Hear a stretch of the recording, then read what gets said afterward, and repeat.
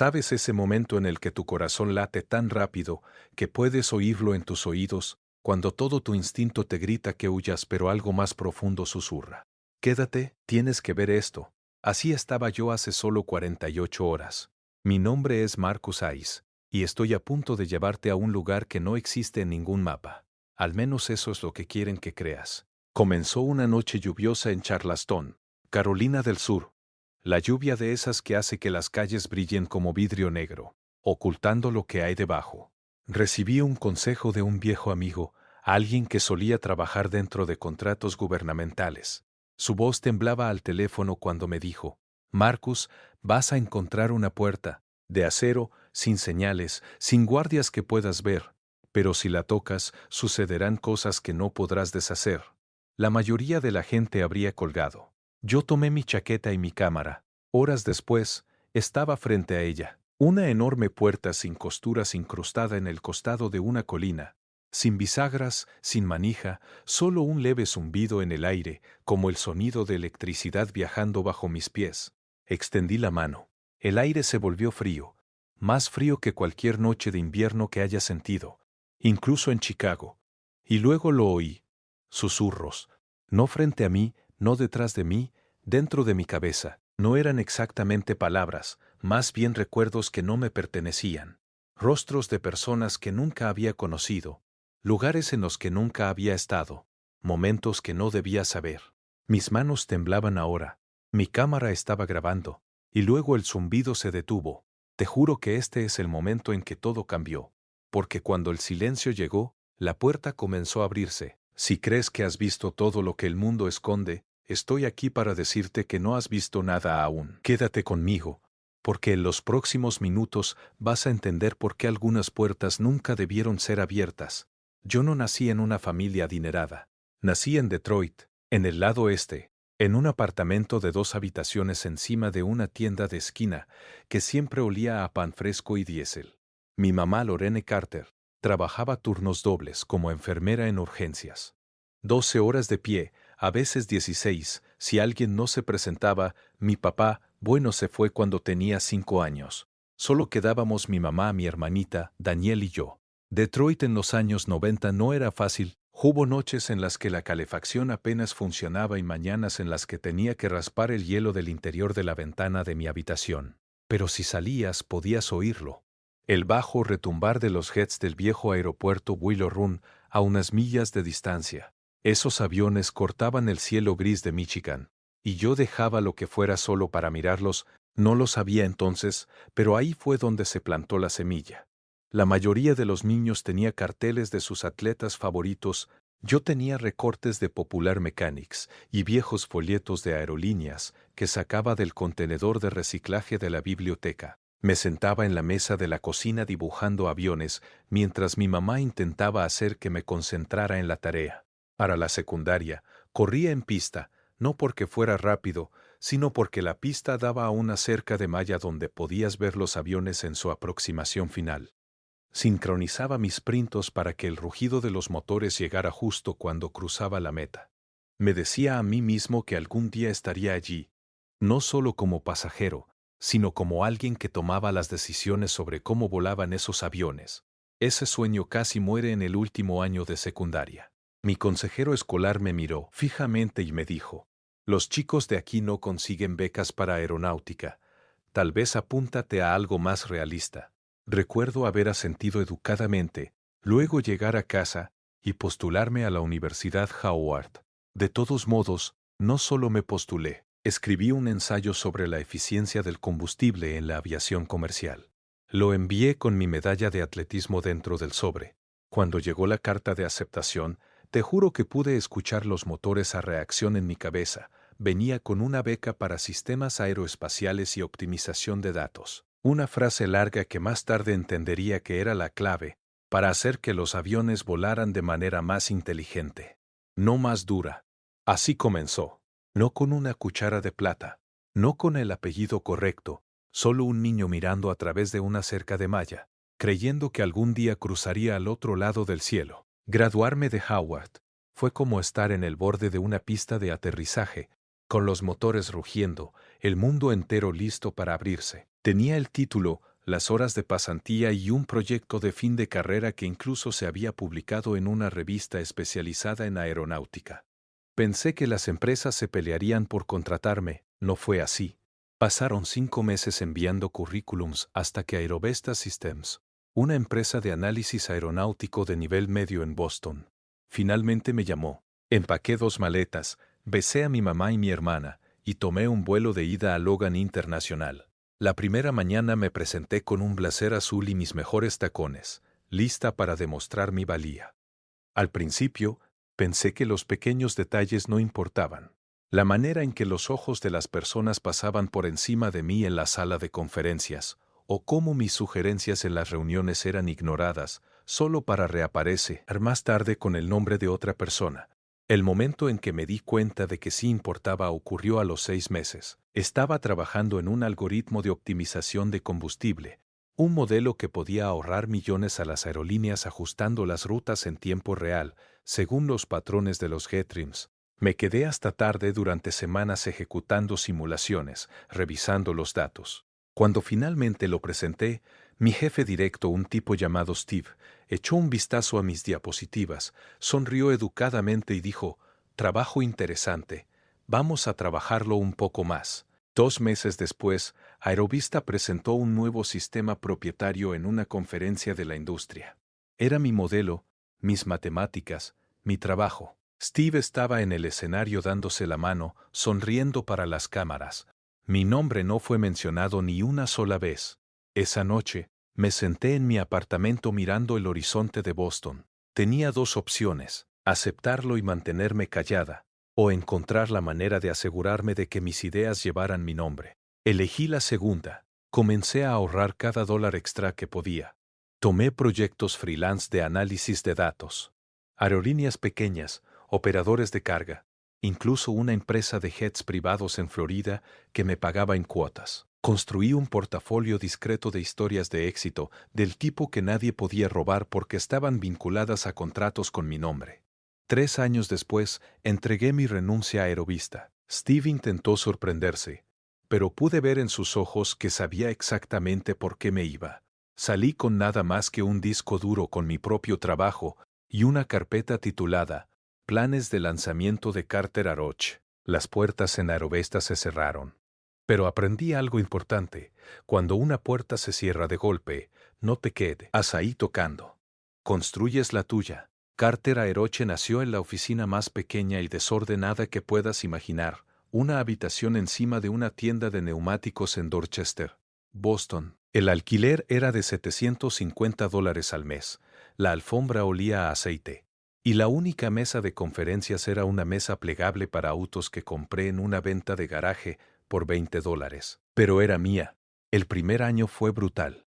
Yo era la CEO, analista principal, representante de ventas y conserje. Mis días comenzaban a las 6 de la mañana, terminaban a la medianoche, y la mitad del tiempo me quedaba dormida con mi laptop sobre el pecho. Hubo semanas en las que tenía que elegir entre pagar por nuevo software o pagar mi factura de electricidad. Comí más ramen instantáneo en esos años que en toda la universidad.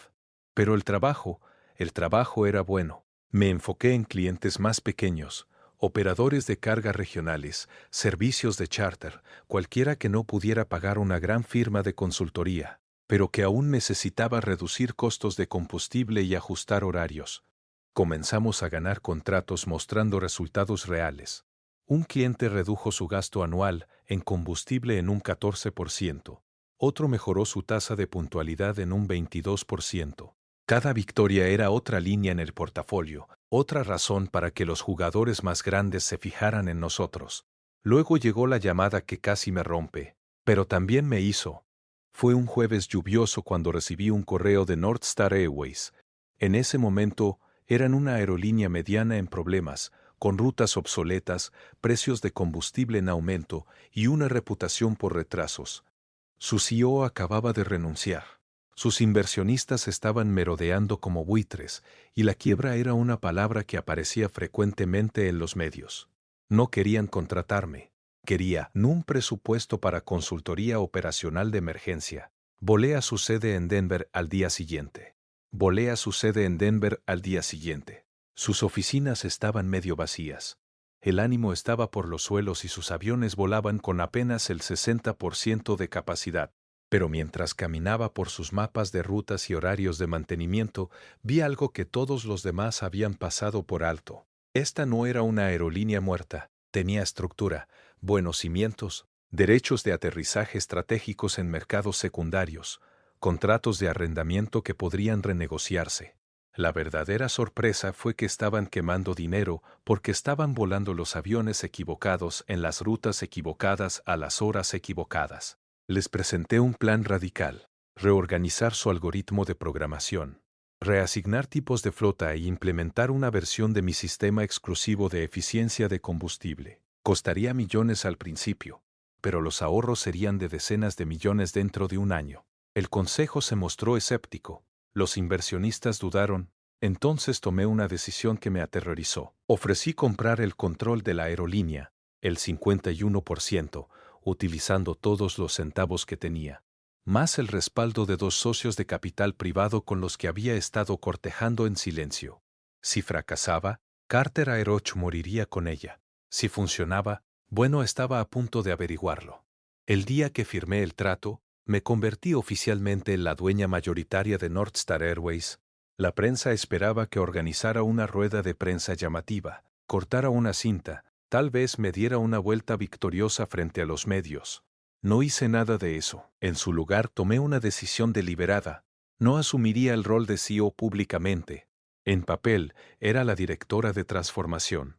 En realidad, tenía la última palabra en cada decisión. Ahora de operacional. ¿Por qué esconderme? Porque necesitaba ver la verdad sin filtros de cómo la aerolínea trataba a las personas cuando nadie sabía que el jefe estaba mirando. Implementamos discretamente mi primer proyecto, un programa de pasajeros misteriosos. Lo llamé Scan de Cultura. Cada mes colocábamos observadores entrenados disfrazados de pasajeros comunes en vuelos aleatorios. Documentaban todo: el tono de voz en el check-in, qué tan rápido salían las maletas de la cinta, quién recibía ascensos, quién no y por qué. También notaban cómo interactuaba la tripulación con pasajeros de diferentes razas, acentos o estilos de ropa. No me detuve ahí, volé rutas personalmente sin anunciarme. A veces en primera clase, a veces en clase económica, a veces en espera menor, a veces en espera. Caminaba por terminales, me sentaba en las puertas de embarque, preguntaba en los mostradores de información. Siempre educada, siempre discreta, no buscaba atrapar a la gente. Estaba buscando patrones y los encontré. En algunos aeropuertos, Seattle, Denver, Minneapolis, nuestras calificaciones de servicio eran consistentemente altas y las quejas eran mínimas. Pero en otros, Miami, LAX y lo más preocupante, JFK Terminal 4, los números contaban una historia diferente. Altas tasas de quejas, embarque más lento para ciertos pasajeros, más controles aleatorios de ID para los viajeros que se veían de cierta manera. Creemos un panel que reunía estos datos en 3 simples preguntas para cada interacción con los pasajeros. 1. Este cliente sintió que pertenecía aquí. 2. Este cliente sintió que lo escucharon. 3. ¿Este cliente sintió que lo trataron como alguien que pagó por este servicio? Si la respuesta a alguna de estas preguntas era no, aparecía en rojo. En 6 meses, JFK iluminó el panel como un árbol ya de Navidad. Y un nombre, Heather Collins, apareció en varios reportes de alerta roja. Las mismas quejas, los mismos patrones. No la despedí, no todavía, porque los datos son poderosos, pero el contexto es el rey. Quería verlo por mí misma, así que reservé un boleto, asiento 2 a JFK hacia tal, y me aseguré de ser yo quien se registrara en su mostrador. No tenía idea de que esa decisión provocaría uno de los enfrentamientos más públicos de mi carrera y cambiaría la aerolínea para siempre. JFK Terminal 4 siempre está bulliciosa. Una constante agitación de maletas rodantes, anuncios de puertas y el fuerte olor a combustible que entra cada vez que se abren las puertas correderas. Esa mañana llegué temprano. Sin escolta, sin asistente, solo yo, una sudadera negra, jeans y mi equipaje de mano. Quería pasar desapercibida. Ser solo otra pasajera. La vi casi inmediatamente. Heather Collins, parada detrás del mostrador de información de North Star. Su uniforme estaba impecable, el cabello recogido en un perfecto moño, sonrisa lista para el hombre con traje a medida frente a ella. Le entregó un pase para el salón, se rió de su broma y le deseó un buen viaje. Luego fue mi turno. Hola, dije con una sonrisa amigable. ¿Podrías decirme dónde está el salón de primera clase? Sus ojos se deslizaron hacia mi sudadera y luego hacia mi equipaje de mano. La calidez desapareció de su expresión. El salón de primera clase es solo para pasajeros de primera clase, dijo lentamente, como si le estuviera explicando una regla a alguien que no entendiera inglés. Bueno, respondí en voz baja. Lo sé, tengo un boleto de primera clase. Solo no estoy segura de dónde está el salón. Ella suspiró. Si lo supieras, sabrías. Luego se movió hacia un lado, justo hacia mí, su codo empujándome fuera de bala, mientras alcanzaba una pila de papeles. Mi espalda se tambaleó, casi caí. Detrás de mí alguien aclaró la garganta.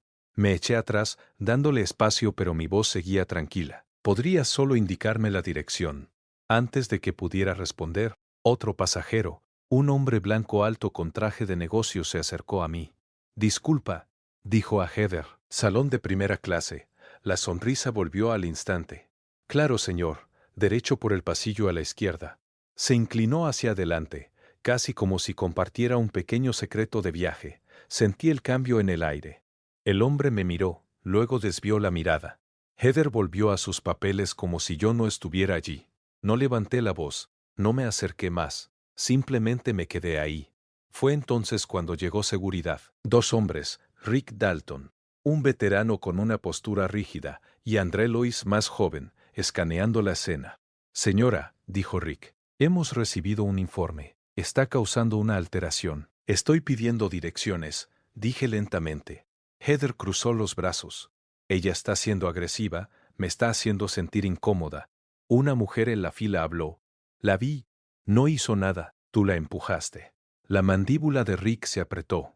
Señora, le dijo a la mujer, por favor, retroceda. Saqué mi pase de abordar de mi bolsillo y lo extendí. Asiento primera clase pagado en su totalidad. Las cejas de André se alzaron ligeramente. Rick no se inmutó. Podría haber terminado ahí mismo. Mostrar mi tarjeta de negocios, usar mi rango y ver cómo cambiaba el tono en la habitación. Pero quería ver todo el cuadro. Quería el proceso exacto que cualquier otro pasajero en mi posición enfrentarían. Vamos a un lugar privado, sugirió Rick. Claro, dije, pero estamos grabando esto y quiero que haya un testigo presente. En la pequeña sala de entrevistas fuera de la concurse, dejé que hablaran primero. Heather repitió su versión. Yo era confrontacional, me negué a cumplir y escalé la situación. Luego le pedí a Rick que sacara el registro de incidentes de Jaffe. De los últimos 18 meses, dudó hasta que le mostré mi tarjeta de acceso administrativo interna. Sus ojos se entrecerraron, pero me entregó la tableta. 63 quejas sobre trato discriminatorio en la terminal 4,11 relacionadas con Heather. Todas resueltas en silencio sin seguimiento. Miré hacia ella. ¿Sabes lo más peligroso de los prejuicios, Heather? No es cuando son ruidosos y obvios. Es cuando se ocultan a plena vista día tras día, hasta que nadie los cuestiona más. Rick se recostó, de repente conectando los puntos. Andre nos miró, un destello de reconocimiento en sus ojos. Finalmente saqué mi bolso, saqué mi tarjeta de negocios de North Star Airways y la deslicé sobre la mesa. Naomi Carter, dueña mayoritaria. La única razón por la que estoy aquí es porque necesitaba verlo con mis propios ojos. El rostro de Heather se puso pálido. La sala quedó en silencio. Y ese fue el momento en que el poder cambió de lado. Esto ya no era solo sobre una mala interacción. Se trataba de Vi.